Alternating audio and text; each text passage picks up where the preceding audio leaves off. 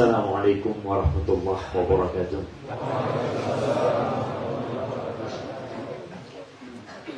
Alhamdulillah alladzi bi ni'matihi tatimmu shalihat. Segala puji bagi Allah Jalla Jalaluh yang karena nikmatnya kebaikan-kebaikan menjadi sempurna, yang karena rahmatnya kita pun bisa kumpul bersama. Ada nggak dalam bayangannya? Ternyata tempat ini jauh.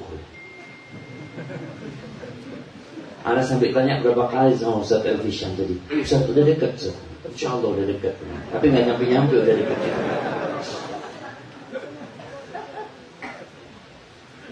Dan subhanallah betapa indahnya ciptaan Allah Azza wa Jalla.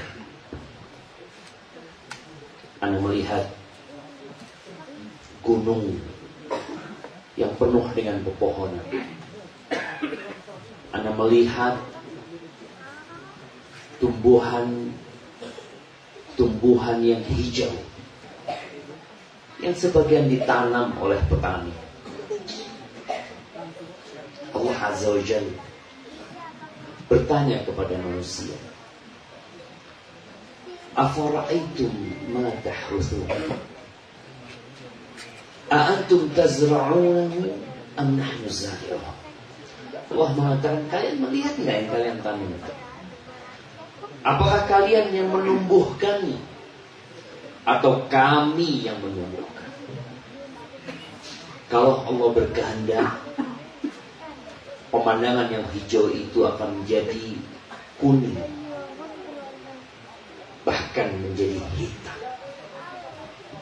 Maka hendaklah kita bersyukur kepada Allah Azza wa Jalla atas nikmat yang Allah berikan kepada kita. Dan salah satu bentuk syukur itu ya dengan belajar, dengan menuntut ilmu, dengan mengenal Allah lebih dalam lagi. Kalau tadi dikatakan alhamdulillah banyak petani yang menyekolahkan anaknya ke tempat ini. Ya, harapan kita ilmu itu bukan hanya di kota, tapi mereka yang ada di puncak gunung, mereka juga dapat bersyukur kepada Allah Azza wa Jalla. Di antara target terbesar iblis ketika dia diusir dari surga, dia ingin menyesatkan semua manusia.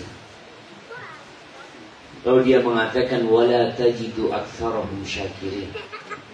Dan kau akan mendapati kebanyakan manusia itu nggak pandai bersyukur kepada Allah Azza wa Jalla. Allahumma salli wa sallim ala abdika wa rasulika Sayyidina wa maulana Muhammadin wa ala alihi wa ashabihi ajma'in, amma ba'd. Kita berdoa memohon kepada Allah Azza wa Jalla, Rabbana atina fid dunya hasanah wa fil akhirati hasanah wa qina adzabannar. Ya Allah, berikan kepada kami kebaikan di dunia. Kenapa kita meminta kebaikan di dunia? Karena kita masih hidup di dunia.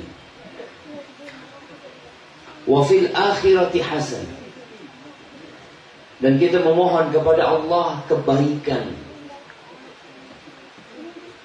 di akhirat nanti. Wa qina adzabannar.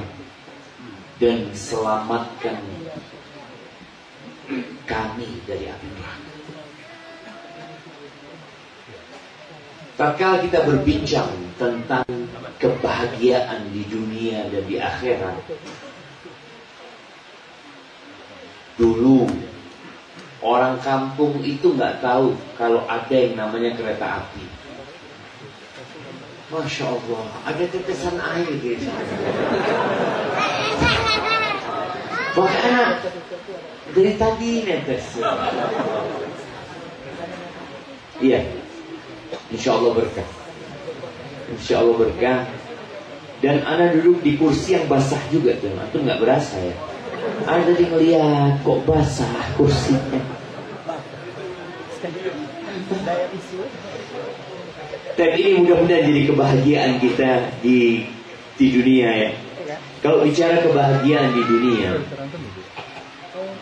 dulu banyak orang kampung itu nggak tahu dengan tempat-tempat yang indah di kota,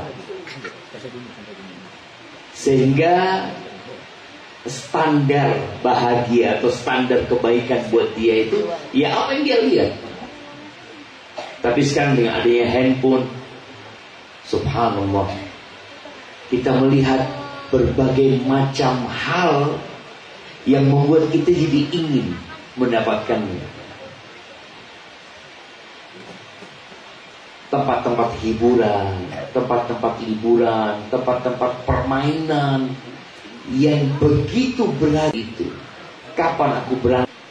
Sampai hari ini masih ada ungkapan-ungkapan yang mungkin positif ya. Yang mereka mengatakan kita itu harus balance. Kita harus seimbang dunia dan akhirat. Jangan terlalu berpikir akhirat dan jangan berpikir terlalu memikirkan dunia. Kalau manusia bisa seimbang aja udah bagus. Padahal nggak kayak gitu sebenarnya.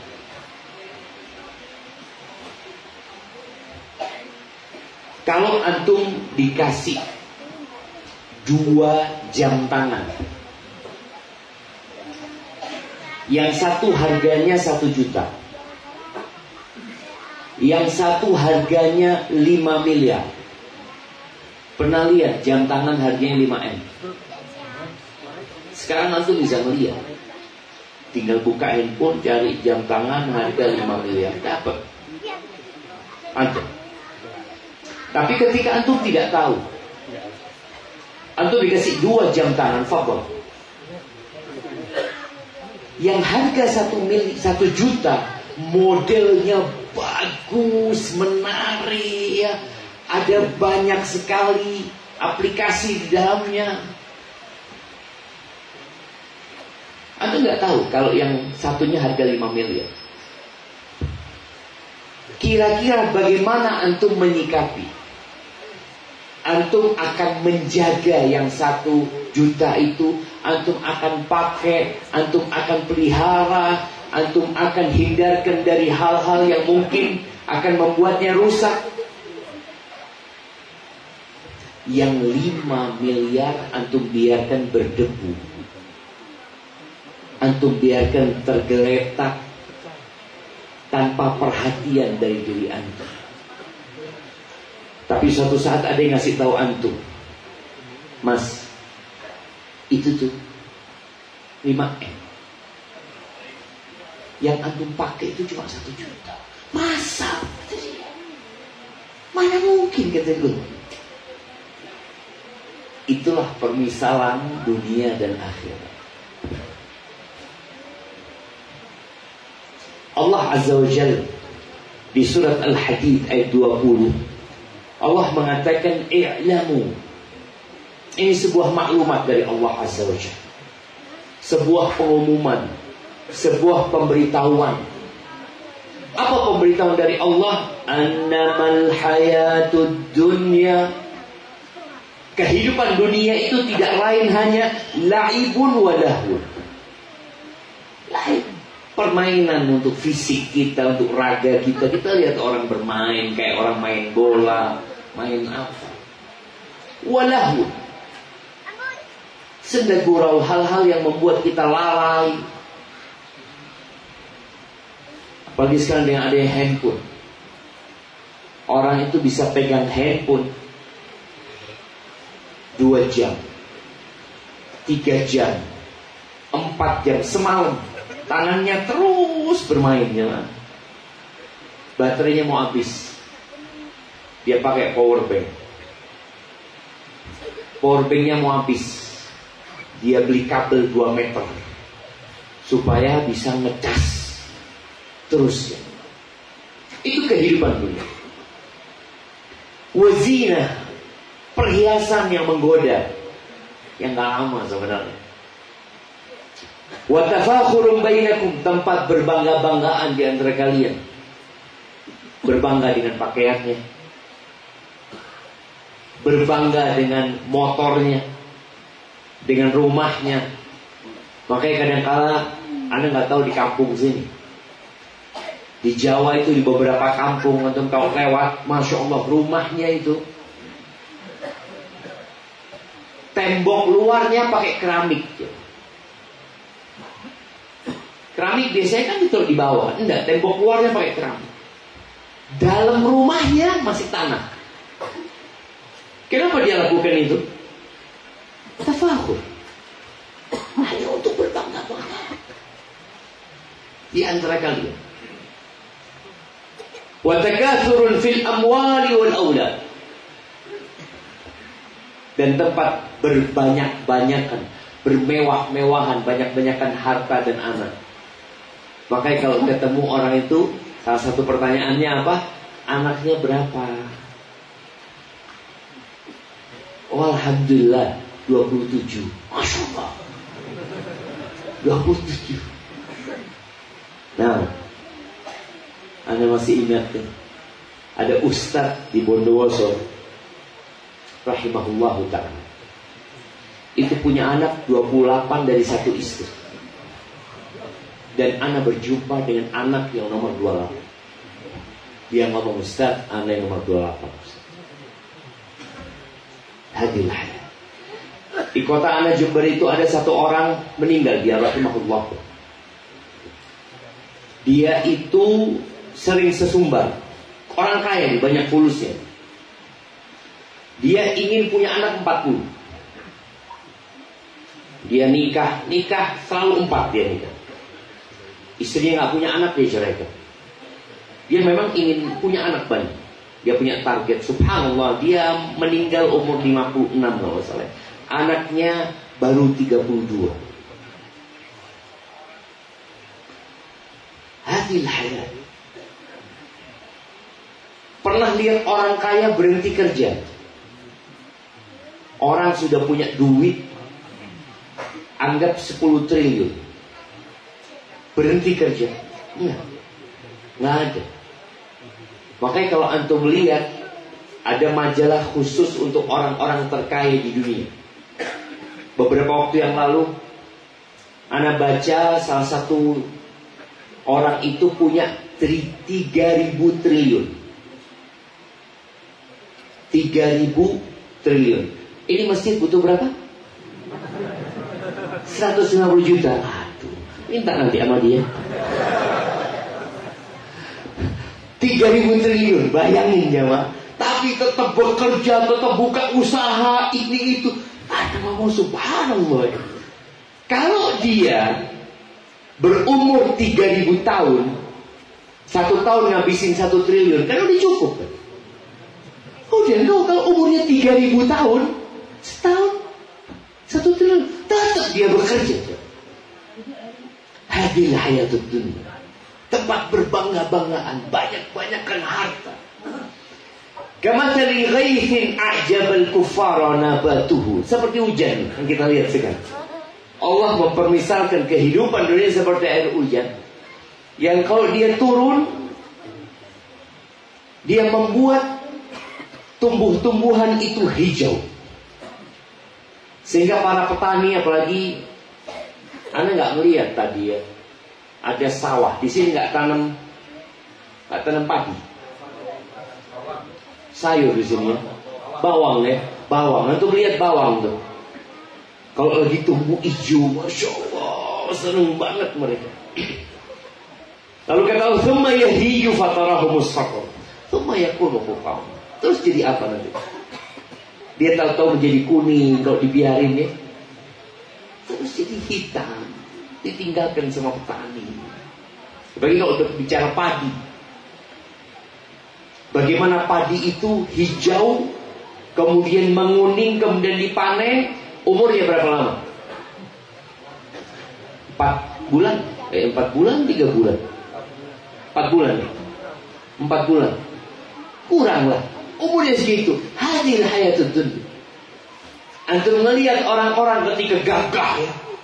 Dia Masya Allah, tahu-tahu menua. Anak kalau sudah bercermin jemaah, melihat ya Allah udah putih ya. Masya Allah udah mulai keriput. Hadil hayatud dunya. Kita hanya nunggu giliran. Kapan kita dipanen. Lalu Allah katakan wa fil akhirati adzabun syadid. Dan di akhirat itu ada azab yang pedih.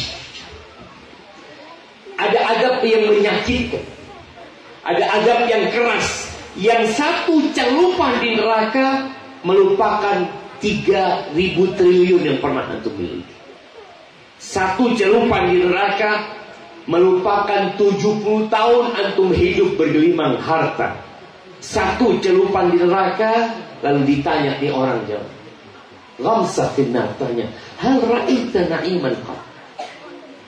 Hal marra bika khairun qad? Kau pernah melihat kenikmatan sedikit aja kenikmatan dalam kehidupan?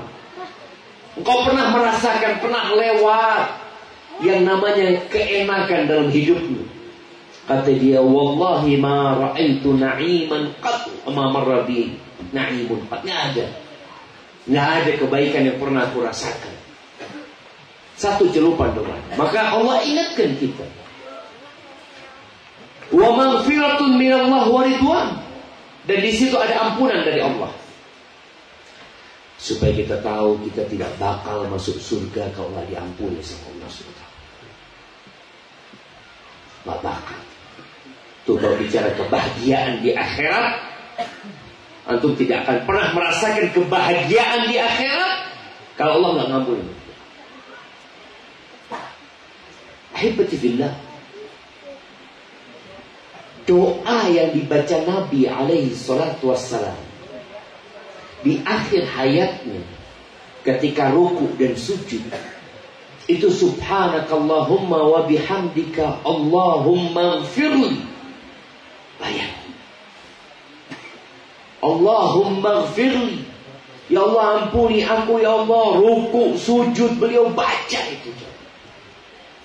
Wa fil akhirati adzabun syadid, buat para pelaku dosa.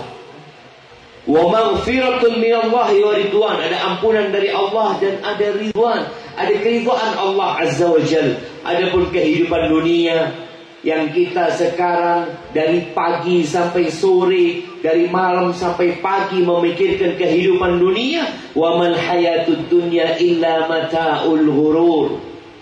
Tidaklah kehidupan dunia melainkan kesenangan yang menipu. Antum ditipu dengan kesenangan dunia. Anak tadi diajak makan jengkol sama Ustaz Al-Fisham. Sekarang anak ngomong bau jengkol. Itu menipu. Tadi kenikmatan. Aduh. Tadi nikmat waktu makan. Sekarang anak ngomong nggak nikmat. Anak minum dulu ya.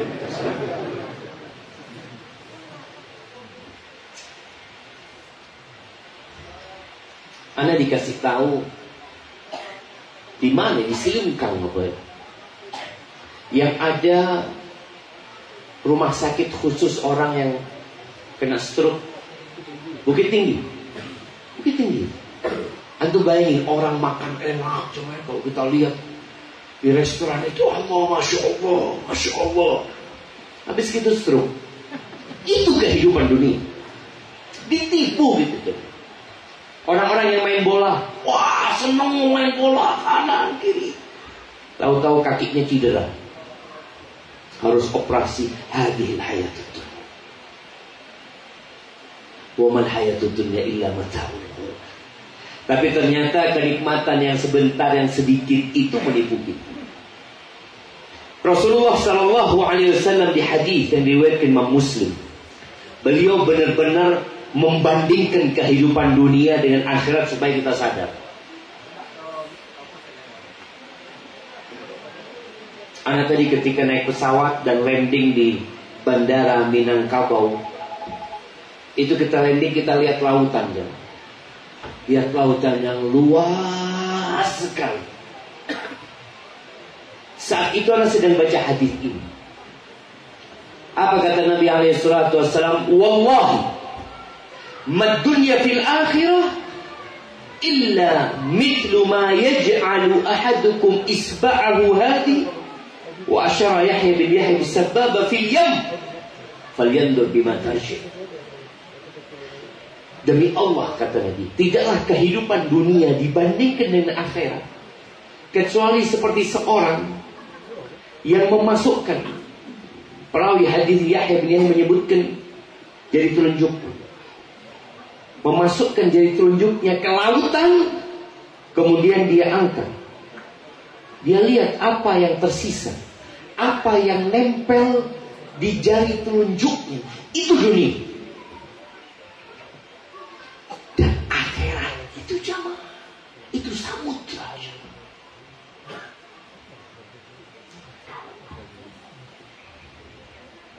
Anak pernah pulang dari masjid sama anak-anak, lagi gelap gulita, habis sholat isya, melihat bintang-bintang banyak sekali.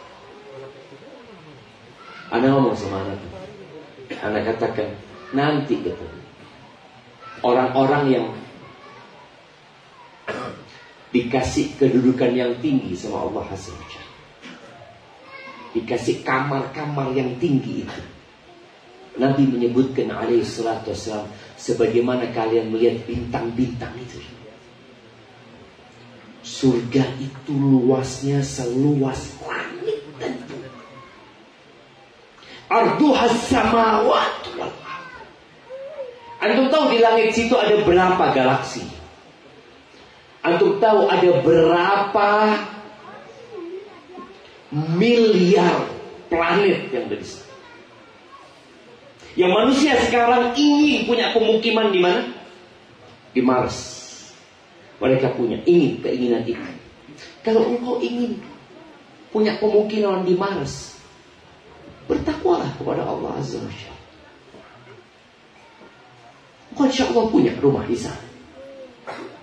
Ada banyak planet di situ jamaah yang akan menjadi luasnya surga Allah Azza wa Jalla. Tapi kadang-kala kita lupa dengan akhirat dan kita sibuk mencari dunia. Ahibati fillah. Maka kalau bicara orang yang bahagia yang sebenarnya, orang yang sukses yang sebenarnya, itu adalah orang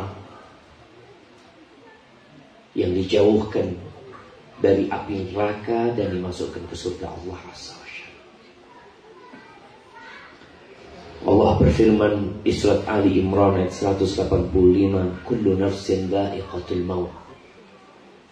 Semua yang bernyawa akan merasakan kematian. Kalau sudah bicara kematian, semua yang dia dapatkan di dunia, semua kebahagiaan, semua kenikmatan, semua kenyamanan akan dia tinggalkan. Itu orang yang Anda ceritakan,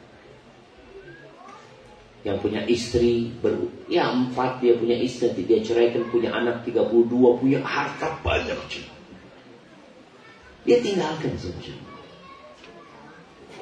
Kalau dikatakan sukses, ya kesuksesan yang ditinggalkan. Padahal orang ingin sukses dan terus sukses. Maka kata Allah Azza wa Jalla, wa innama tuwaffawna ujurakum yaumal qiyamah. Kalian disempurnakan balasan buat kalian itu pada hari kiamat. Kita ini sekarang sholat dapat apa? Dapat apa antum sholat? Antum dapat datang kajian dapat apa? Duit malah keluar. Anda sudah kotak amal siap tadi. Aduh ini kalau datang kajian kayak gini, duit keluar. Bukan pulang antum bawa fulus. Maka Allah sebutkan balasan akan disempurnakan buat kalian nanti hari kiamat. Gimana menurut antum kalau setiap kali kita sholat kita dikasih cangkul? Kan tempat petani ini kita.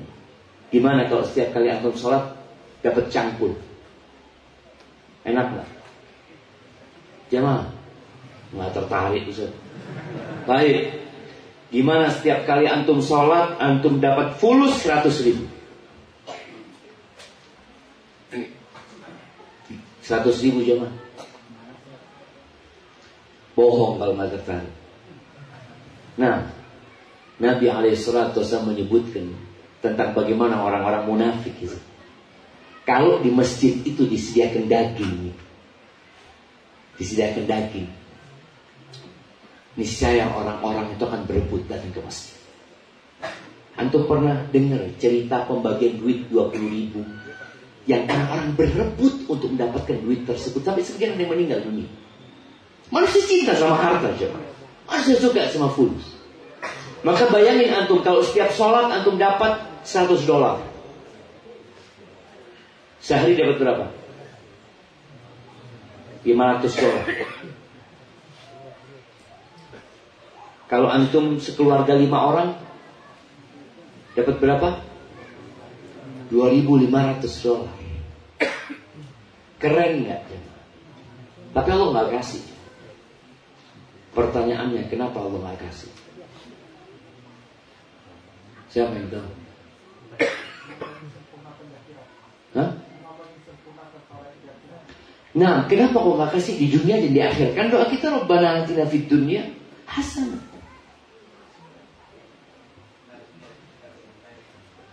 Karena dunia tidak bernilai. Tak bernilai. Antum kerja terus cari fulus. Mana tuh nggak bernilai? Ada nilainya tapi dikit kan? Nah, kenapa jemaah? Karena surga itu mahal. Iya, tapi kan kita minta kebahagiaan di dunia. Jemaah, karena kalau Allah kasih buat antum duit tuh di dunia, dunia nggak akan lama. Dunia akan tutup dan hancur.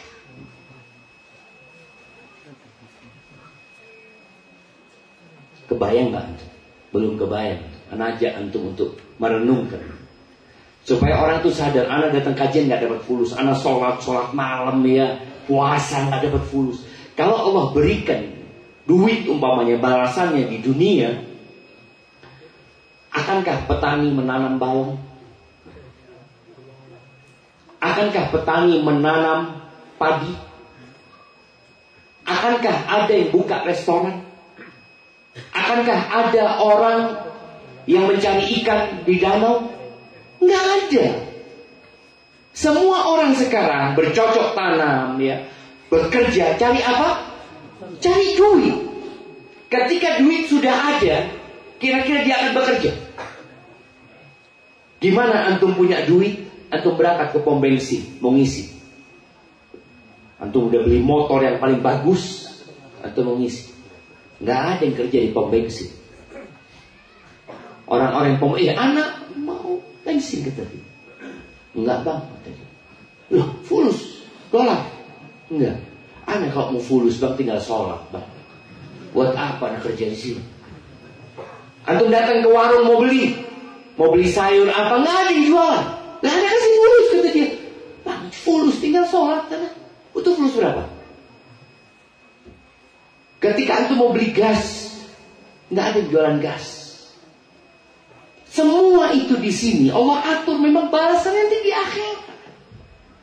Makanya kalau diberikan pahala di dunia dengan uang tadi, tutup negara yang jamaah. Tutup. Nggak akan ada orang yang bekerja satupun. Kalaupun mungkin dia bekerja untuk diri dia. Kalau terpaksa dia bekerja, petani dia nanam padi. Untuk apa? Untuk dia makan saja. Kalau ada orang mau beli, enggak bang. Ana nggak butuh fulus. Ana sudah sholat selama 10 tahun. Tuh duit banyak tuh. Mau diapakan nggak tahu. Maka Allah katakan wa innama tuwaffawna ujurakum yaumal qiyamah. Karena hari kiamat itu udah nggak butuh kerja. Nggak butuh. Antum lihat nanti di akhirat di surga Allah, lihat burung terbang. Antum berpikir, ya Allah, ini kalau jadi Antum jangan jatuh ya. Kalau ini kalau burung bakar ini zen kayaknya. Tahu-tahu udah jatuh di depan antum terpanggal. Subhanallah. Maka Allah berikan, itulah akhirat jemaah. Itulah akhirat yang memang Allah sediakan untuk menyempurnakan sholat yang kita lakukan ya. Kelelahan yang kita rasakan. Faman zuhziha 'anil nar wa udkhilal jannah faqad faz.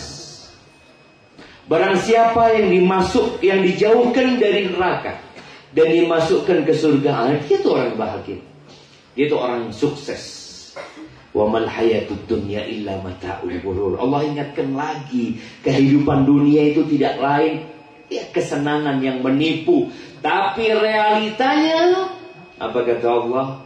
Bal tu'thirunal hayatad dunya wal akhiratu khairu wa abqa. Inna hadha la fi suhufil ula, suhufi Ibrahim wa Musa. Bayangkan ya, ini ayat ini ada di sahifahnya Nabi Ibrahim. Ada di kitab yang Allah turunkan kepada Nabi Ibrahim. Ada di kitab yang Allah turunkan kepada Nabi Musa alaihissalam. Apa? Ucapan bal tu'thirunal hayatad dunya. Akan tetapi kalian lebih mementingkan kehidupan dunia. Dari dulu jangan. Manusia kayak gitu sikapnya. Wal akhiratu khairu wa abqa. Dan akhirat itu lebih baik dan lebih abadi, lebih kekal. Jamaah rahimakumullah, apa syarat supaya bahagia di dunia dan di akhirat? Syarat yang pertama, iman. Ini suara apa dari tadi jamaah? Nah, waktunya ada. Syarat yang pertama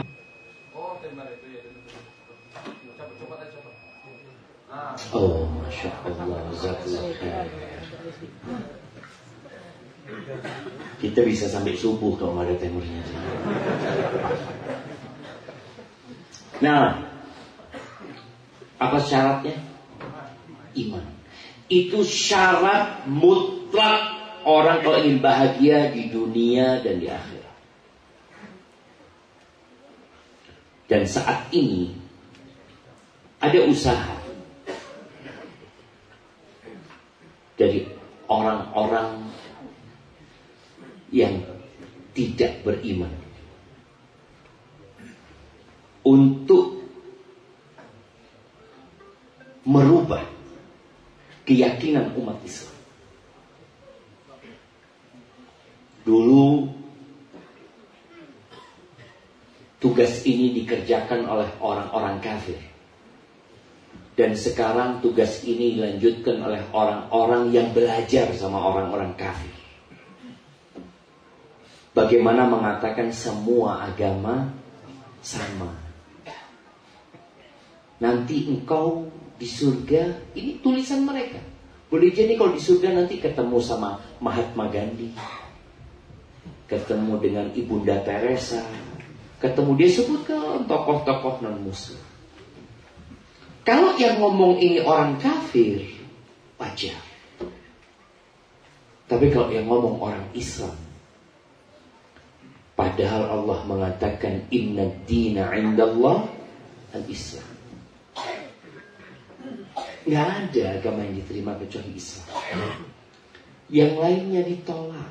Wa man yabtaghi ghairal islami dinan fala yuqbal min wa huwa fil akhirati minal khasirin. Itu ketetapan Allah Azza wa Jalla buat kita orang beriman.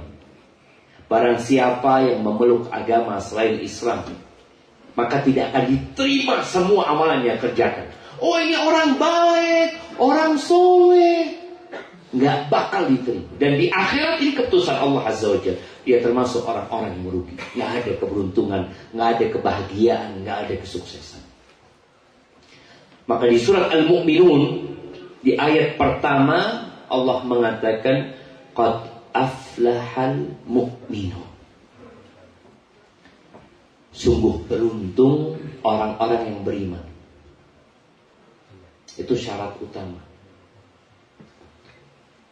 Seperti antum masuk ke perusahaan, syarat utamanya dia harus orang Indonesia. Syarat mutlak. Kalau umpamanya dia pinter ini, bisa itu syarat tambahan. Tahu-tahu datang daftar orang Inggris dengan memiliki semua kriteria kecuali satu, dia bukan orang Indonesia.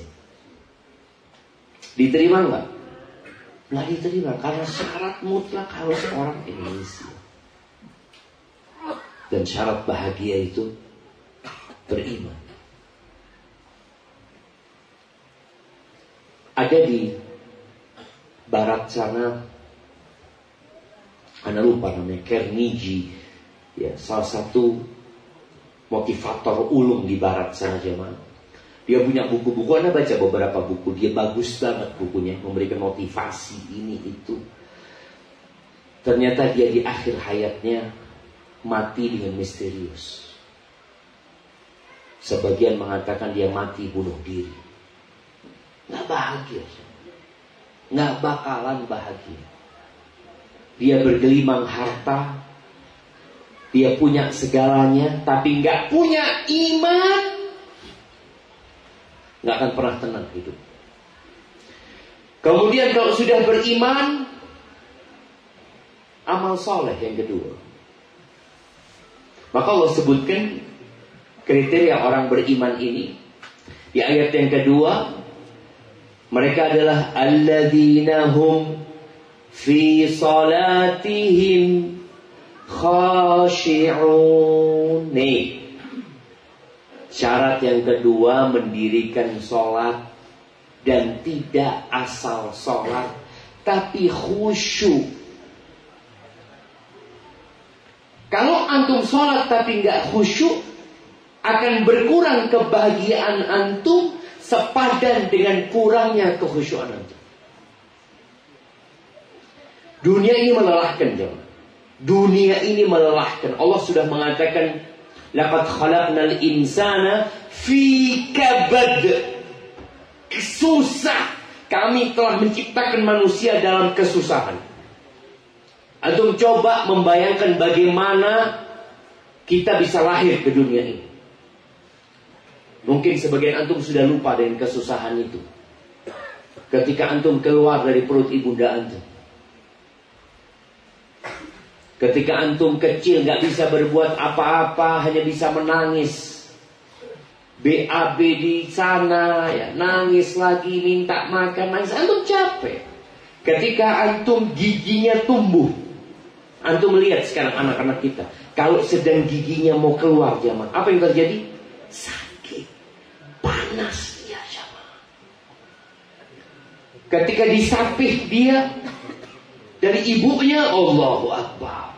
Terus nanti ketika sekolah dimarahin sama gurunya, sama ibunya, dimasukkan ke TK. Antum bayangin anak TK itu bagaimana susah. Tahu-tahu diletakkan sama ibunya, ditinggal. Nangis. Terus nanti ketika dia kuliah, cari kerja, ketika nikah, punya anak, capek. Hadil hayatud dunya. Maka agar antum dapat kebahagiaan di dunia dengan semua kelelahan dan kesusahan itu, usahakan khusyuk salatnya. Bagaimana Nabi SAW mengatakan kepada Bilal, "Qum ya Bilal, fa'arihna bis-salat." Bilal, bangkit Bilal. Kumandangkan azan, kumandangkan iqamatus salat, bikin kita istirahat dengan salat. Ini di dunia. Ternyata sholat itu rest area sebenarnya. Setelah antum kerja, kenapa Allah bikin 5 waktu? Bayangin. Antum subuh bangun, antum mulai kehidupan. Kalau ingin bahagia di dunia, sholat subuh, menghadap kepada Sang Pencipta. Karena fisik kita ini dari Allah Subhanahu wa ta'ala. Ini fasilitas semua dari Allah Subhanahu wa ta'ala. Antum tahu bagaimana seorang pegawai itu Kalau ingin sukses di tempat kerjanya, dia biasanya harus cap jari, bukan cap jari. Iya.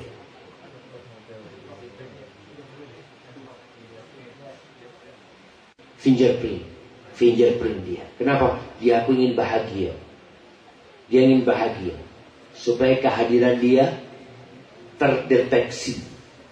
Nanti pulang juga seperti itu. Nah, antum mulai hidup antum dengan sholat subuh, melapor kepada pencipta langit dan bumi ini, mengatakan Allahu Akbar, aku hadir ya Allah. Apalagi kalau antum hadirnya ke rumah Allah Subhanahu wa ta'ala. Antum lihat ya, orang-orang yang bangun pagi. Nih, kalau antum lihat orang-orang barat pun, ketika mereka berbicara tentang bahagia di dunia, selalu yang mereka sebutkan bangun pagi. Muslim udah diajarin, bangunnya nggak boleh kesiangan. Ada waktu yang sudah ditetapkan harus bangun. Salat subuh, khusyuk. Kalau sudah bicara khusyuk jamaah, khusyuk ini apa artinya? Khusyuk itu konsentrasi plus. Bukan konsentrasi, tapi konsentrasi plus.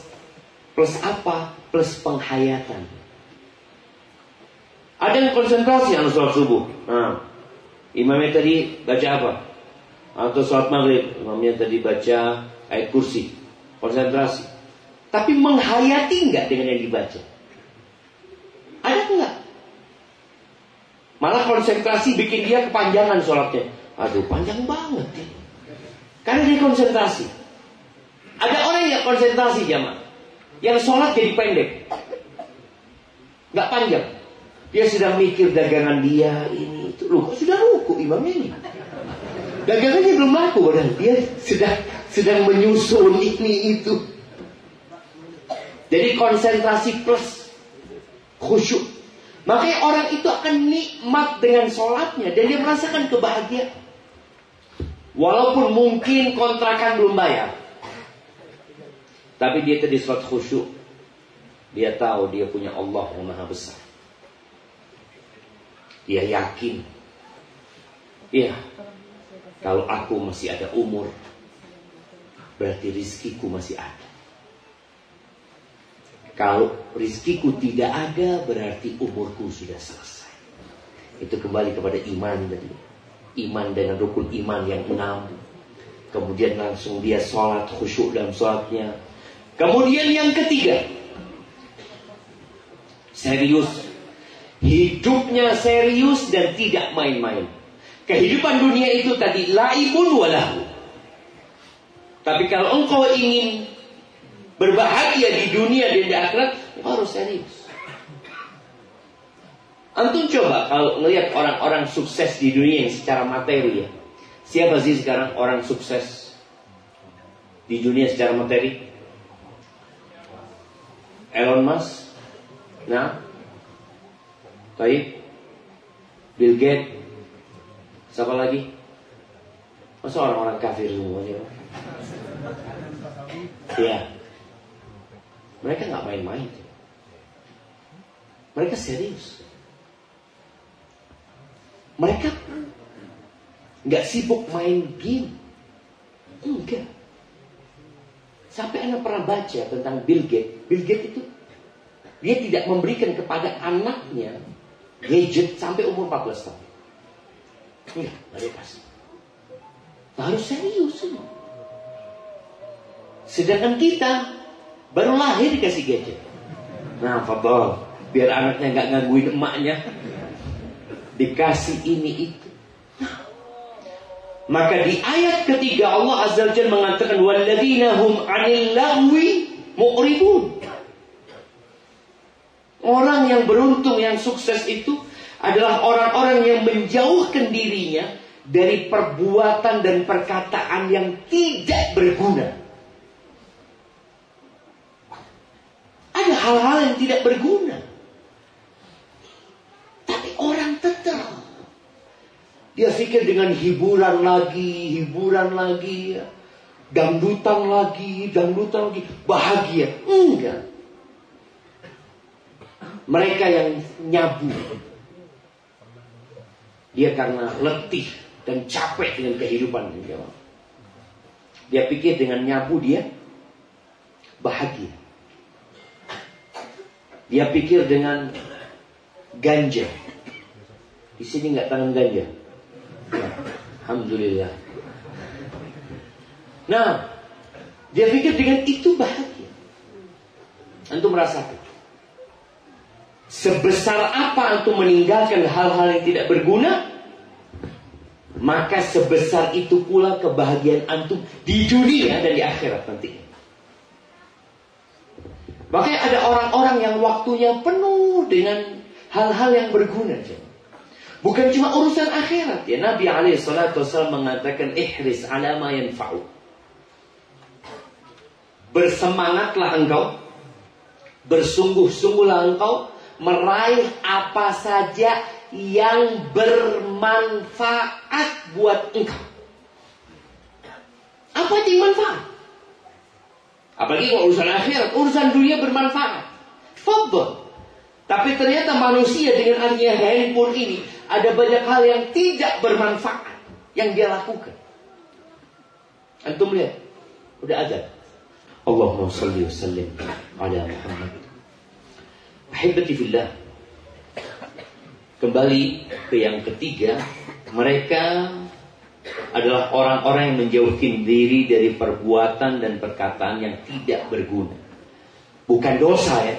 Kalau dosa selesai. Dosa itu membawa naas, membawa petaka, membawa penderitaan. Ini yang gak berguna dia tidak. Berusaha untuk mengisi waktunya dengan hal-hal yang bermanfaat. Maka Umar bin Khattab radhiyallahu ta'ala anhu mengatakan, inni la akrah an arsyaf sabahlala la fi amali dunya wa la fi amali akhir. Aku tuh gak suka. Ini ucapan dinisbatkan juga ke Abdullah bin Mas'ud radhiyallahu anhu. Aku gak suka melihat pemuda yang nganggur ya, yang kosong waktunya, gak ngerjakan urusan dunia wala ngerjakan urusan akhirat. Ya main-main aja. Kita lihat orang main game sekarang jamaah. Dikasih game lagi dulu. Ana masih ingat orang-orang kalau mau main game itu biasanya ke mall. Yang tua-tua ingat, yang masukkan koinnya. Wah, senang dia. Tahu-tahu game over. Habis sudah. Duitnya udah habis. Sekarang main game, mati ganti lagi. Ganti tangan sudah sekarang. Ada tangan. Ada orang semakin susah meninggalkan hal-hal yang tidak berguna. Maka gunakan akal sehat kita. Ketika engkau hendak melakukan sesuatu, tanya, ini manfaat nggak? Ada manfaatnya buat aku? Datangkan fulus, buat aku sehat, atau enggak? Maka tinggalkan. Ketika antum nulis, sekarang orang pada senang komen ya. Antum lihat ketika antum mau komen, komentar antum ini berguna apa tidak? Kira-kira ditimbangan kebaikan atau ditimbangan keburukan? Maka perlu serius menghadapi hidup ini. Karena waktu kita gak lama, waktu kita terbatas. Dan Ibnu Qayyim rahimahullahu ta'ala mengatakan, ajma'atil uqala min kulli ummah. Semua orang-orang yang berakal sehat itu bersepakat, mau muslim mau kafir. Orang yang akalnya sehat bersepakat. Apa kesepakatan mereka? Annan na'im la yudraku bin na'im. Kenikmatan itu tidak dapat diraih dengan kenikmatan. Enggak bisa. Kenikmatan itu tidak dapat diraih dengan kenikmatan. Berarti diraih dengan apa? Perjuangan, pengorbanan, penderitaan. Wa man athara raha fatathu rah. Barang siapa yang lebih mementingkan untuk santai hidupnya, dia akan kehilangan waktu santai yang sebenarnya. Makanya anak-anak muda yang milih santai, tuanya susah hidup.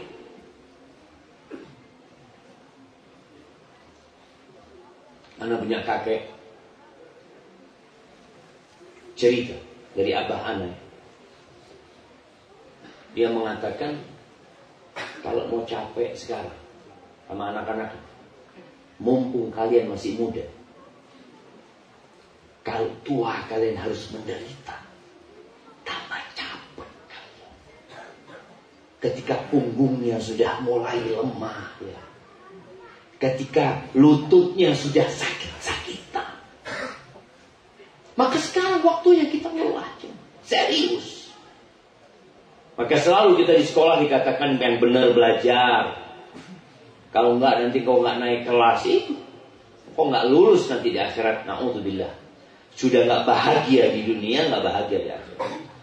Kemudian yang keempat, orang yang bahagia adalah orang yang peduli sama orang lain. Peduli sama orang lain. Karena ada orang yang hidupnya individualis, memikirkan diri dia sendiri, nggak bakal bahagia. Engkau hidup melihat masyarakat, hidup bersama masyarakat. Kalau engkau tidak peduli dengan orang lain, engkau akan kehilangan kebahagiaan di dunia. Apa kata Allah Azza wa Jalla? Walladzina hum lizzakati fa'ilun. Mereka adalah orang-orang yang menunaikan zakat. Zakat ini hak yang berkaitan dengan harta. Nah, Masya Allah. Ahlan wa sahlan. Nah, ada Bapak Kapolres katanya mau datang. Nah, Masya Allah. Siap. Dalam perjalanan atau sudah nyampe? Oh, sudah di luar. Nah, ahlan wa sahlan. Nah, kita lanjutkan sambil menunggu beliau. Nih, peduli sama orang lain. Antum ada orang ribut, Kapolres datang, diam aja. Peduli kita mau. Kita jemaah, kita ini hidup bermasyarakat. Makanya Nabi SAW ketika menyebutkan khairun nas, ahabun nas ilallah, orang terbaik, ya, orang yang paling dicintai Allah, siapa? Anfa'uhum linnas, orang yang paling bermanfaat buat orang lain. Setelah antum tadi hablum minallahnya dijaga dengan khusyuk salatnya, kemudian antum menyelamatkan diri antum dari hal-hal yang tidak berguna. Setelah itu antum berusaha memberikan manfaat kepada orang lain. Di antara manfaat yang wajib antum berikan adalah zakat. Bayar zakat. Setelah zakat, sedekah. Masya Allah, ahlan wa sahlan. Masya Allah, barakallahu fikum.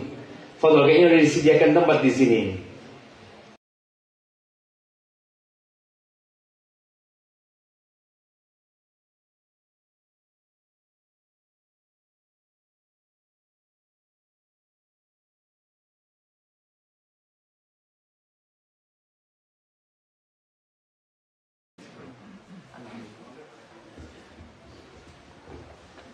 Masya Allah.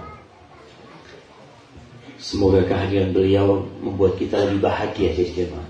Karena kita bicara bahagia di dunia dan di akhirat, jemaah. Di antara kebahagiaan itu ya keamanan lah.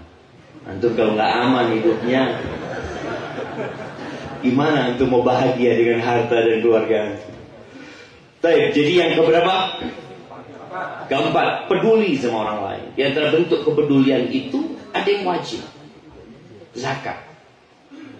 Keluarkan zakat. Kalau ingin bahagia lagi, sedekah. Dan Nabi SAW membuat perbandingannya. Orang yang dermawan, yang suka berbagi harta kepada orang lain itu seperti orang yang pakai baju besi. Orang dulu waktu perang pakai baju besi, ada baju besi yang sempit, yang membuat susah bernafas. Ketika orang ini bersedekah, baju besi itu semakin melebar. Semakin melebar, kalau awalnya mungkin sampai ke lengannya, baju besi itu semakin melebar sampai ke tangannya, sampai ke jarinya, sehingga ketika ada musuh, dia selamat. Baju besinya jadi lebar. Tapi orang yang bakhil, yang tidak mau mengeluarkan hartanya, baju besi itu semakin menyempit, semakin kecil, membuat dia sesat. Makanya orang bakhil itu jamaah, orang yang paling gak bahagia. Dan Nabi SAW mengatakan, la yajtami'u imanun wa syu'un fi jawfil abdi. Gak berkumpul tuh iman sama sifat pelit, gak kumpul. Sedangkan kita bicara syarat utamanya apa? Iman. Ketika dia punya sifat pelit, ya udah, dia takut mengeluarkan hartanya. Dan orang kalau punya anak itu biasanya semakin pelit. Kenapa? Karena dia sudah berpikir buat anaknya. Mau sedekah buat pembebasan tanah, nggak jadi. Buat kuliah anaknya, langsung masukin lagi kantong. Nabi SAW mengatakan, al-waladu mabkhalatu. Anak itu sumber sifat pelit orang tua. Sebelum punya anak, Masya Allah rajin sedekah. Waktu kepingin punya anak ya, katanya Ustaz suruh banyak sedekah. Punya anak, nggak jadi udah buat anaknya. Itu anak. Maka ingat, kalau kau ingin berbahagia di dunia, keluarkan dari hartamu zakat. Ini termasuk kepedulian kepada orang lainnya. Dan kepedulian yang lainnya dengan tetangga kita. Anda nggak tahu di kampung sini, tapi di kota itu orang sudah mulai nggak peduli sama tetangganya. Nabi SAW mengatakan kepada Abu Dzar, ya Abu Dzar, idza tabakhta maraqatan fa'akthir ma'aha wa ta'ahad biha jiranaka. Abu Dzar, kalau kau masak, banyakin kuahnya. Masak daging nih, banyakin kuahnya. Lalu kau perhatikan tetangga-tetanggamu. Masih ada di sini. Bagi-bagi sama tetangga masih ada. Kalau ada acara. Kalau ada acara di mana-mana lah jemaah. Enggak, kepedulian dengan tetangga bukan karena ada acara. Sekarang itu tetangga kalau dikirim-kirimin, ada acara apa? Ini menandakan nggak ada lagi tuh yang dulu tuh. Masak ya, dibanyakin ya, kirim ke tetangganya. Nanti tetangganya masak juga dikirim kepada dia. Ini akan menambahkan kebahagiaan ya. Kenapa? Kalau antum bahagia dengan diri antum sendiri, sedikit kebahagiaan antum. Tapi bagaimana antum bahagia dengan kebahagiaan orang lain? Gimana ketika antum berbagi sama dia, lalu dia tersenyum, mengatakan kepada antum jazakumullah khairan, ya bahagia. Antum pun ikut bahagia dengan kebahagiaan dia. Baik, bicara peduli kepada sesama ini, banyak di antara kita di masa sekarang ini yang lupa dengan halal haram, sehingga hidupnya menderita. Dia seperti orang yang minum air laut, nggak akan pernah hilang dahaga. Maka perhatikan. Yang kelima, orang yang bahagia di dunia dan di akhirat adalah orang yang menjaga apa yang di bawah perutnya. Apa yang di bawah perut antum?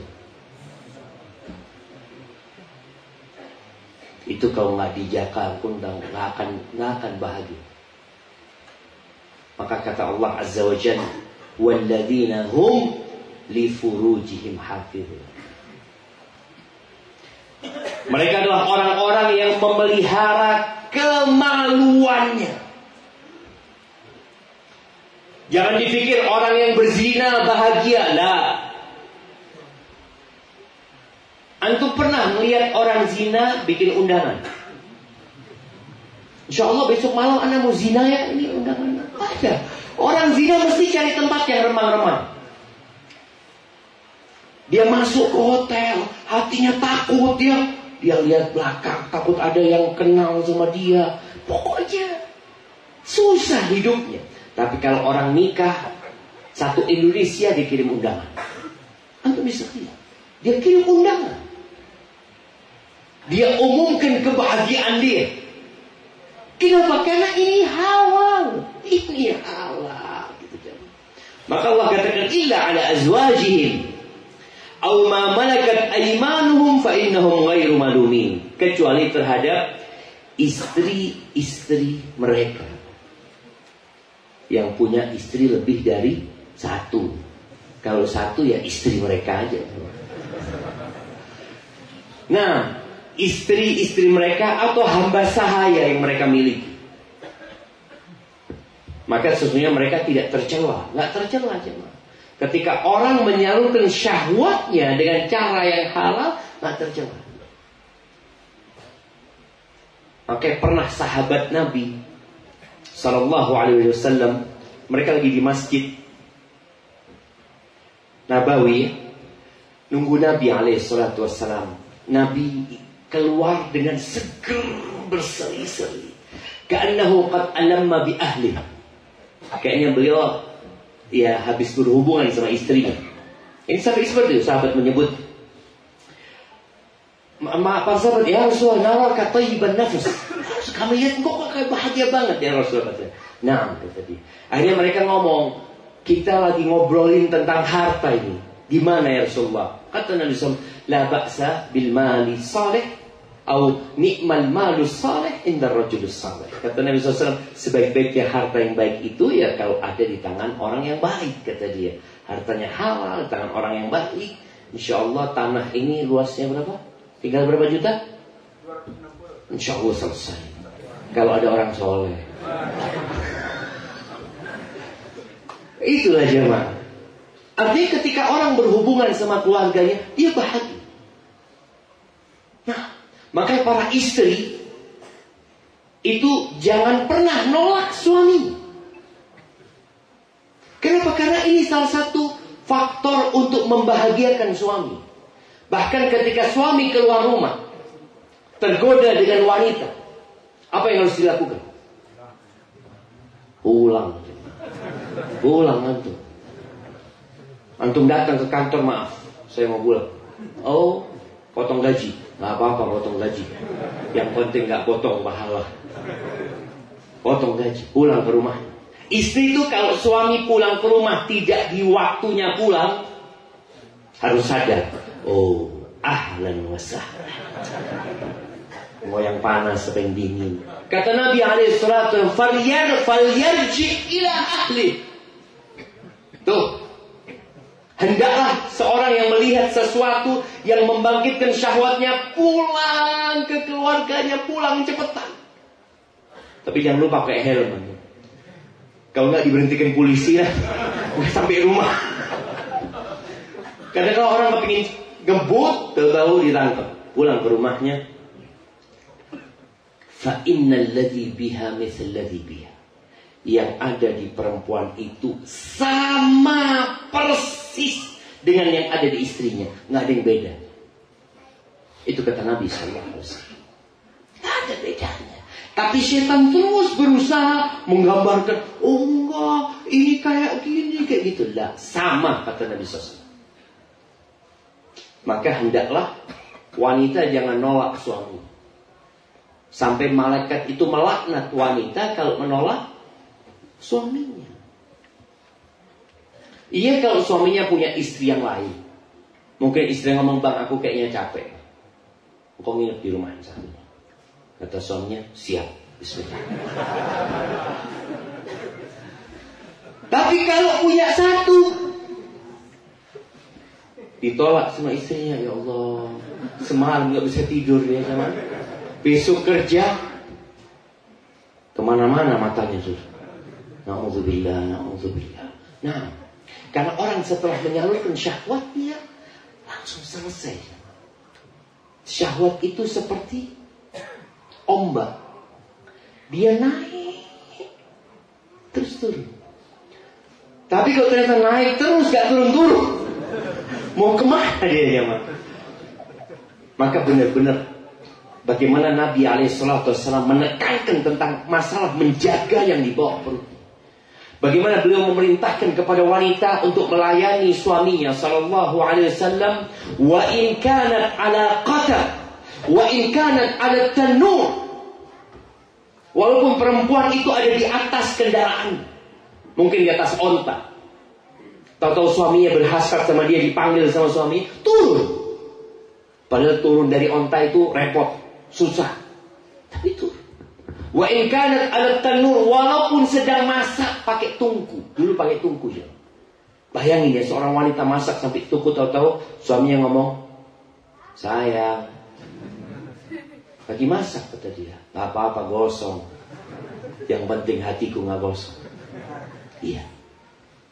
Layan suaminya. Dan sekarang kita berada di masa yang sudah mendekati kiamat, jemaah. Salah satu tandanya adalah wayadharu zina. Perzinaan itu merajalela. Oh enggak Ustaz, alhamdulillah sekarang banyak lokalisasi yang ditutup. Iya betul. Karena lokalisasinya pindah ke handphone. Iya. Na'udzubillah. 2013. 10 tahun yang lalu ya. Ketika anak lulus dari Medina, abah anak itu sempat ngomong sama saya, pikir Indonesia ini mengalami kemajuan satu langkah ke depan. Kenapa? Anak SMP jadi germo. Anak SMP jadi germo. Jadi anak SMP jual teman-temannya dengan handphone. Na'udzubillah. Antum lihat bagaimana anak SMP berzina, anak SD pun berzina. Na'udzubillah. Maka ini jadi PR buat kita, buat para orang tua khususnya. Kalau bicara ingin bahagia di dunia dan di akhir, ya sudah tahu tuh. Menjaga kemaluannya. Maka anaknya kalau sudah dewasa, tawari nikah. Tawari nikah. Jangan ditunda. Apakah kalau nikah itu harus lulus kuliah? Enggak. Aturan di Indonesia menikah umur 19 tahun ya. Tapi sebelum 19 tahun boleh nikah, asalkan mengajukan ke pengadilan agama. Ada proses. Di beberapa daerah di Jawa itu ada pengajuan pernikahan dini lebih 500 orang. Karena semuanya sudah hamil di luar nikah. Na'udzubillah. Bukan menikah untuk menjaga kemaluannya, tapi menikah untuk menutupi aibnya. Ada perbedaan di sini. Nabi SAW menyebutkan ada 3 orang yang dapat jaminan dari Allah Subhanahu Wa Taala, Allah akan bantu mereka. Salah satunya an-nakih lil afaf. Orang yang menikah untuk menjaga kehormatan dirinya. Bukan orang yang menikah untuk menutupi dosanya. Maka para orang tua tadi ketika melihat anaknya, Allah jemaah.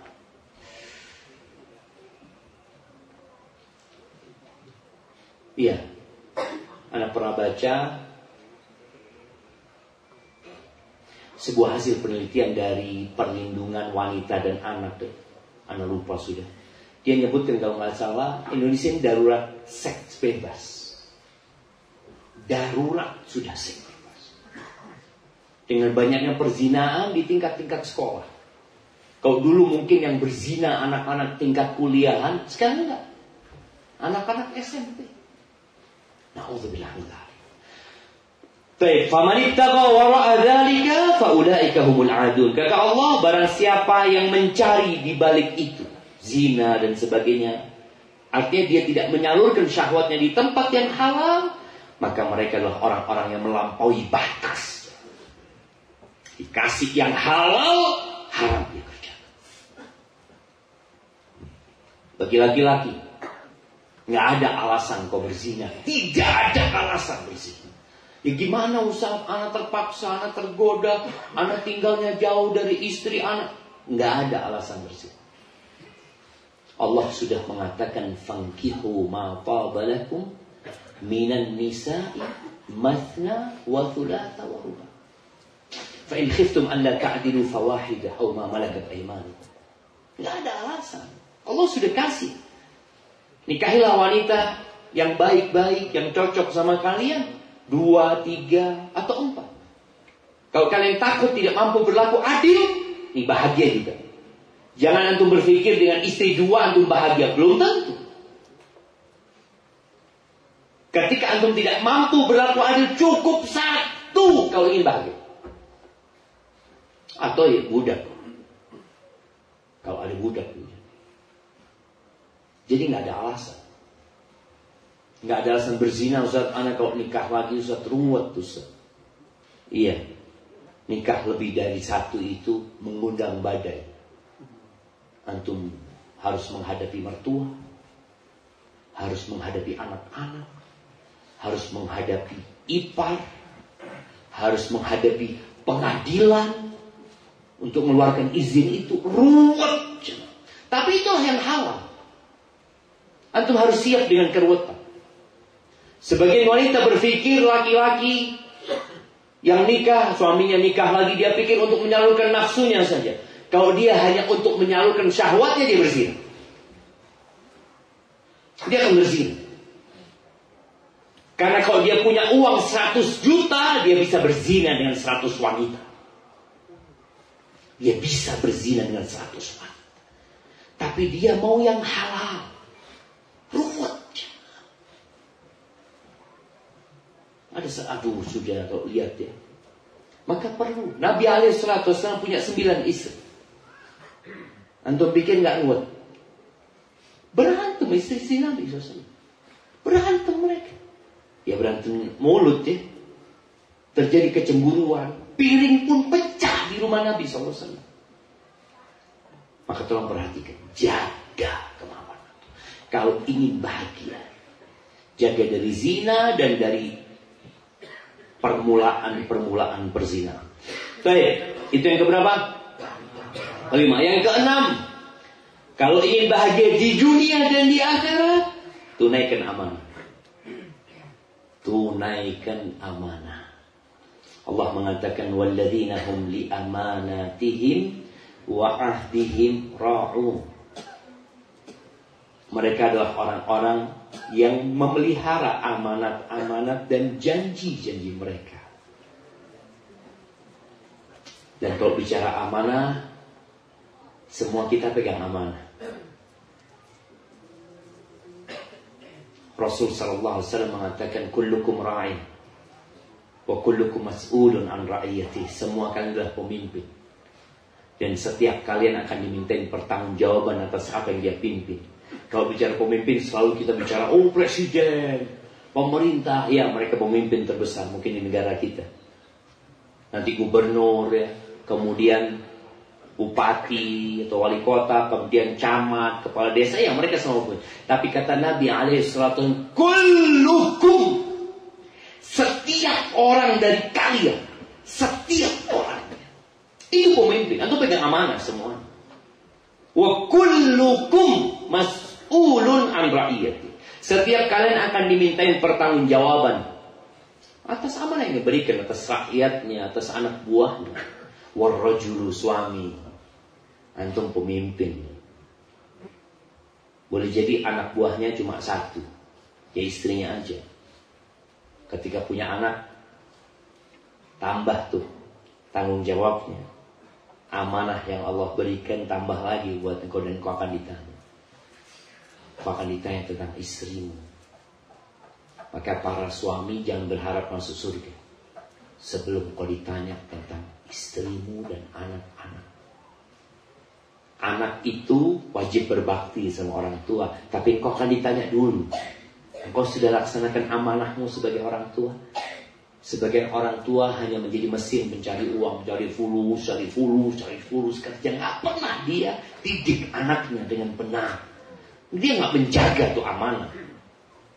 Ketika seorang pekerja, wal khadim, Nabi SAW menyebutkan khadim sampai tingkatnya suami, istri juga pemimpin di rumahnya. Para wanita akan ditanya, Atas apa yang dia pimpin?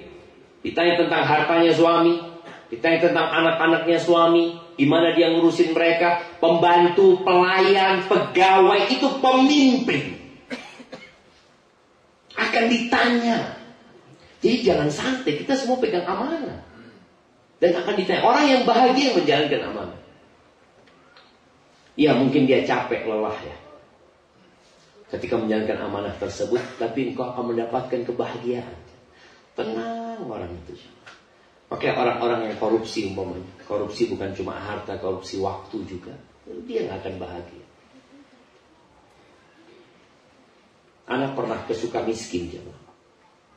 Sukamiskin itu penjaranya buat koruptor atau yang dituduh koruptor, terdakwa, tersangka di sana.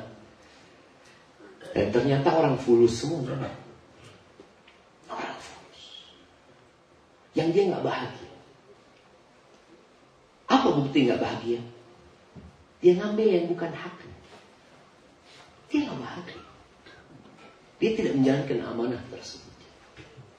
Hidup menderita. Walaupun nanti dia keluar dari sana ketika dia benar-benar tidak menjalankan amanah tersebut, maka dia nggak akan bahagia. Tolong jalankan amanah tersebut. Dan Nabi SAW menyebutkan, ma min abdin yastar'ihillahu ra'iyatan. Tidak ada satu hamba pun yang Allah jadikan dia pemimpin. Ada anak buahnya dia. Yamutu yawma yamut wa huwa ghashun li ra'iyatihi illa haramallahu alaihi jannah. Tidak ada satupun pemimpin yang kemudian dia berkhianat. Dia menipu rakyatnya, menipu yang dia pimpin. Pada hari dia kematian, dia belum bertobat, jemaah, haram masuk surga. Haram masuk surga. Oh, dia punya sedekah, haram masuk surga. Dia harus masuk neraka dulu. Na'udzubillah min dzalik. Maka tolong setiap kita jangan suka menunjuk orang lain, karena antum pemilik juga. Antum pegang amanah. Jalankan amanah tersebut. Kemudian yang ke 8 atau 7? Antum nanti cocokkan sendiri. Ada yang 7, ada yang ke 8. Bismillah. Disiplin. Disiplin. Khususnya sholat. Orang mukmin yang disiplin sholatnya, insya Allah yang lainnya disiplin. Tapi kalau dia nggak disiplin sholatnya, insya Allah masuk kerja nggak disiplin. Orang yang disiplin bekerja belum tentu disiplin sholat. Allah Azza wa Jalla menyebutkan, walladzina hum ala sholawatihim yuhafidhun. Mereka adalah orang-orang yang menjaga salat mereka. Walladzina hum ala salatihim yuhafizun. Iya. Mereka adalah orang-orang yang menjaga salatnya, dijaga. Tadi khusyuk, yang di sini dijaga. Apanya dijaga? Semuanya. Waktunya jangan sampai telat. Subhanallah ya. Kalau anda baca para salafus saleh ketika mereka bekerja, ada salah satu di antara mereka kerjanya itu bikin perhiasan. Biasanya pakai martil kecil ya. Tahu-tahu dengar Allahu Akbar, Allahu Akbar, dia tinggal matok dikit deh. Dia taruh, dia tinggal. Kalau kita kan, tanggung lah, masih belum qomat lagi. Maka jaga salat. Walladzina hum ala salatihim yuhafizun. Mereka menjaga salatnya, syarat dan rukunnya dijaga. Belajar lagi tentang salat. Jangan pernah merasa, Anda sudah belajar tuntunan salat Ustaz dulu waktu kecil. Iya, sekarang antum sudah dewasa. Antum tinggal cocokkan. Apakah sudah sesuai dengan salatnya Rasulullah SAW? Dan orang yang menjaga salatnya, khususnya mereka yang di saf pertama umpamanya, nggak mau telat ya, insya Allah dia di kerjaan lainnya akan disiplin. Kita itu udah jadi disiplin. Anda pernah isi kajian di Yonif 509. tentara-tentara semua isinya jemaah. Mereka disiplin. Waktunya apel mereka disiplin. Tapi kata komandannya ini, tapi kalau sholat tuh Ustaz, males. Maka tolong jangan sampai ada disiplin kerja. Masuk tepat waktu, tapi sholat telat. Kalau itu yang antum lakukan, kata Allah, ulaika humul warithun alladzina yarithuna al-firdaus hum fiha khalidun. Mereka orang-orang yang bahagia. Mereka yang akan mewarisi apa? Surga Firdaus, dan mereka kekal selama-lamanya di sana. Kalau antum bahagia di dunia sebentar. Yang jadi presiden bahagianya berapa lama? 5 tahun. Terus habis itu, kalau lanjut 5 tahun. Habis itu nggak ada. Sudah. Selesai sudah. Jadi orang biasa. Tapi di surga nggak ada. Waktunya antum bahagia cuma 5 tahun, 10 tahun enggak. Khalidun, kekal selama-lamanya. Sedangkan di dunia enggak. Jadi antum mau jadi orang kaya enggak lama juga di dunia. Antum mau jadi apapun di muka bumi ini enggak lama. Karena ini hanya rest area. Kita akan melanjutkan perjalanan selanjutnya ke tempat yang kekal dan abadi. Barakallahu fiik. Itu mungkin yang dapat saya sampaikan pada kesempatan kali ini. Kurang lebihnya mohon maaf. Yang benar dari Allah Azza wa Jalla. Yang salah dari diri anak pribadi, Allah dan Rasulnya terbebaskan dari kesalahan itu. Dan Masya Allah, anak pikir tempatnya dingin jemaah. Ternyata anak berkeringat. Masya Allah, anak tadi suruh pakai jaket. Kata Ustaz, pakai jaket Ustaz, dingin Ustaz. Mana? Masya Allah. Karena barakallahu fikum. Baik, pertanyaan yang pertama. Sebutkan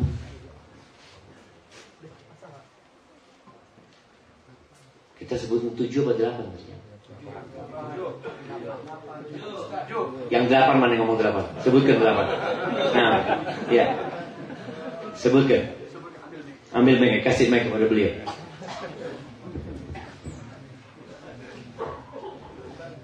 Berdirilah. Baik, syarat bahagia dunia dan akhirat.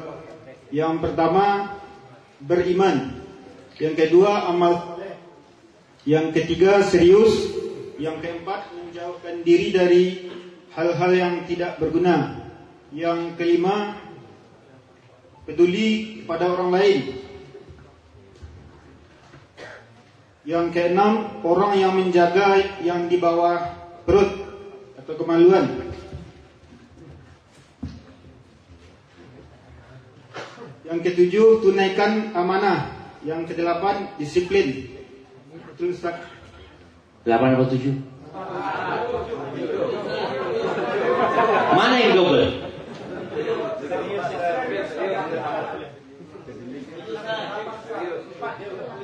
Yang serius coba lagi. Baca lagi. Yang pertama, iman. Yang kedua, amal soleh. Amal soleh sholat tadi ya. Khusyuk sholatnya. Yang sholatnya khusyuk. Ganti nanti. Salah Ustaz. 7 ya Ustaz. Loh, sholatnya khusyuk udah. Belum. Nggak ada tuh. Baca lagi. Yang pertama beriman. Yang kedua amal soleh. Yang terutama adalah sholatnya khusyuk. Baik. Yang ketiga, menjauhkan diri dari yang tidak berguna, ucapan atau perbuatan. Yang keempat, peduli pada orang lain. Peduli kepada orang lain. Utamanya zakat. Nah, yang kelima, menjaga kemaluan. Menjaga kemaluan. Yang keenam, menunaikan amanah. Menunaikan amanah. Disiplin. Yang ketujuh, disiplin. 7. Kasih aja. Barakallahu fikum. Baik. Pertanyaan yang kedua. Siapa yang hafal hadis tentang pemisalan dunia?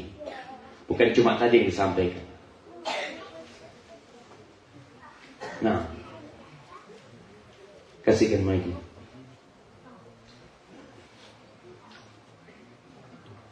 Assalamualaikum warahmatullahi wabarakatuh. Waalaikumsalam warahmatullahi wabarakatuh.